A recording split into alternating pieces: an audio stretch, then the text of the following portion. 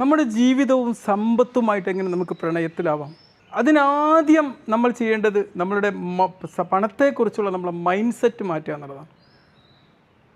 നിങ്ങൾ ഒരുപാട് പണം ഉണ്ടാക്കിയെടുക്കുക എന്നതിന് നിങ്ങൾക്ക് ഒരുപാട് സന്തോഷവും അതിൻ്റെ കൂടെ വരാൻ പോകുന്നു എന്നർത്ഥമല്ല. അപ്പോൾ എന്താണോ നിങ്ങൾക്കിപ്പോൾ ഉള്ളത്, നിങ്ങളുടെ സാമ്പത്തിക സ്ഥിതി എന്താണോ അതിന് നിങ്ങൾ നന്ദി പറഞ്ഞിട്ട് നിങ്ങൾക്ക് എന്തോ ഒന്ന് നേടിയെടുക്കാൻ വേണ്ടിയിട്ടുള്ളതിനേക്കാളും ഇപ്പോൾ എന്താണോ ഉള്ളതിന് അതിന് നന്ദി പറഞ്ഞിട്ട് മുന്നോട്ട് പോകാം. എന്താണ് നിങ്ങൾക്ക് ജീവിതത്തിൽ സംതൃപ്തി കൊണ്ടുതരുന്നത്? ഇപ്പോൾ നമ്മൾ എന്തൊക്കെയോ വിലപ്പെട്ട സാധനങ്ങളൊക്കെ വാങ്ങണം എന്ന് ആഗ്രഹിക്കും. അത് വാങ്ങിയാൽ ചിലപ്പോൾ ഒരു താൽക്കാലിക ഡോപ്പമിൻ എഫക്റ്റ് കിട്ടും. ഒരു പുതിയ ഫോണൊക്കെ വാങ്ങിയാൽ ഒരു പുതിയ ഡോപ്പമിൻ എഫക്റ്റ് കിട്ടും. ഒരു സന്തോഷത്തിൻ്റെ ഒരു ഭയങ്കര ഇമ്പാക്റ്റ് ഉണ്ടാക്കും. കുറച്ചുകൂടി കഴിയുമ്പോൾ അതങ്ങ് അപ്രത്യക്ഷമാവും.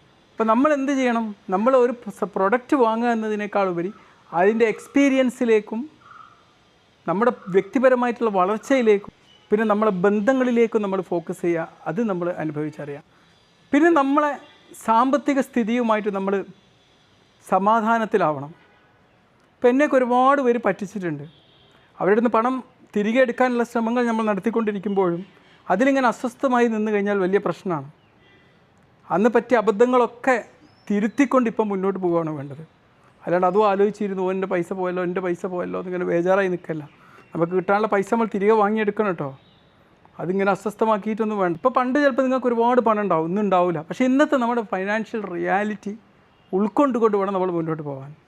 മുമ്പ് പറ്റിയ അബദ്ധങ്ങൾ എന്നൊക്കെ തിരിച്ചറിഞ്ഞ് ആ മിസ്റ്റേക്സൊക്കെ തിരുത്തിയിട്ട് നമ്മുടെ വളർച്ചകൾ ഫോക്കസ് ചെയ്തിട്ട് മുന്നോട്ട് പോകാം. അന്നൊക്കെ എന്നെ ഒരുപാട് പേര് പറ്റിച്ചിട്ടുണ്ടെങ്കിലും പിന്നെ ആരും എന്നെ പറ്റിക്കാറില്ല. കാരണം എന്താ? അന്ന് കിട്ടിയ പാഠത്തിനനുസരിച്ച് ഇപ്പം നമ്മൾ പെരുമാറുന്നുള്ളൂ. നോ പറയേണ്ടടുത്ത് നോ അങ്ങോട്ട് പറയും. പിന്നെ നമ്മളൊരു കാര്യത്തിൽ ബഡ്ജറ്റ് കാത്തു സൂക്ഷിക്കണം. അതൊക്കെ നമ്മുടെ ജീവിതത്തിൻ്റെ ഒരു സിസ്റ്റമാക്കി മാറ്റണം. ബഡ്ജറ്റ് ചെയ്യലും പിന്നെ ആവശ്യത്തിന് മാത്രം സാധനം വാങ്ങലും ഇതൊക്കെ നമ്മളുടെ ഒരു റെഗുലർ റുട്ടീനാക്കി മാറ്റണം. പിന്നെ സേവ് ചെയ്യുന്ന ഒരു ശീലം നമ്മൾ ഉണ്ടാക്കിയെടുക്കണം. കുറച്ച് പണം ഇപ്പോൾ നമ്മൾ സേവ് ചെയ്ത് വെക്കണം. എപ്പോഴാണ് നമുക്കൊരു ക്രൈസിസ് ഘട്ടം വരിക എന്ന് പറയാൻ പറ്റില്ല. സാമ്പത്തികമായിട്ടുള്ളൊരു ഊർജ്ജമാണ്. ഇതൊരു ഊർജ്ജമാണ്. ഈ ഊർജ്ജം നിങ്ങളുടെ ഒരു ജീവിതം കെട്ടിപ്പടുത്താൻ വേണ്ടി നിങ്ങൾ ഉപയോഗപ്പെടുത്തുക. നിങ്ങളിപ്പോൾ എടുക്കുന്ന ചെറിയൊരു സാമ്പത്തികമായിട്ടുള്ള ഒരു അച്ചടക്കം, ഒരു തീരുമാനം പിന്നെ നിങ്ങളുടെ ഭാവിയിൽ ഒരുപാട് നേട്ടങ്ങൾ അത് ഉണ്ടാക്കിയെടുക്കാൻ പറ്റും. ചിലപ്പോൾ നിങ്ങൾ അനാവശ്യമായിട്ട് ഒന്നും ഒരു ചായ കുടിക്കുന്ന ആളാണെങ്കിൽ ആ ചായ ചിലപ്പോൾ നിങ്ങൾക്ക് അനാവശ്യമായിരിക്കും. അതിന് കൊടുക്കുന്നൊരു പണം നിങ്ങൾ ചിലപ്പോൾ സേവ് ചെയ്ത് കഴിഞ്ഞാൽ അത് നിങ്ങൾക്ക് ലോങ് ടേം ആകുമ്പോൾ എന്തെങ്കിലും ഒരു ഇമ്പാക്റ്റ് അത് ഉണ്ടാക്കും. പിന്നെ നമ്മൾ പണം ഉപയോഗിക്കുന്നതിന് വ്യക്തമായിട്ടുള്ളൊരു ഇൻറ്റൻഷൻ വേണം. നമ്മുടെ ഒരു വാല്യൂ ബേസ്ഡ് ആയിരിക്കണം. പിന്നെ നമ്മളുടെ സ്വന്തം കാര്യത്തിൽ കുറച്ച് പണം ഇൻവെസ്റ്റ് ചെയ്യണം. നമ്മുടെ ഹെൽത്തിൻ്റെ കാര്യത്തിലെല്ലാം ഫാമിലി മറ്റേതൊക്കെ നോക്കുമ്പോഴും അതാണ് നമ്മുടെ ആരോഗ്യത്തിൻ്റെ ഫ്യൂച്ചറിന് വേണ്ടിയുള്ള നമ്മുടെ ഇൻവെസ്റ്റ്മെൻറ്റ്.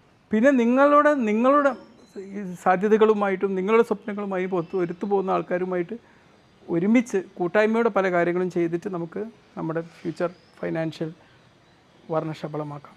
അല്ലെങ്കിൽ നമുക്ക് നമ്മുടെ സാമ്പത്തിക ലക്ഷ്യത്തോടുള്ള നമ്മുടെ പ്രണയം കാത്തു സൂക്ഷിക്കാം.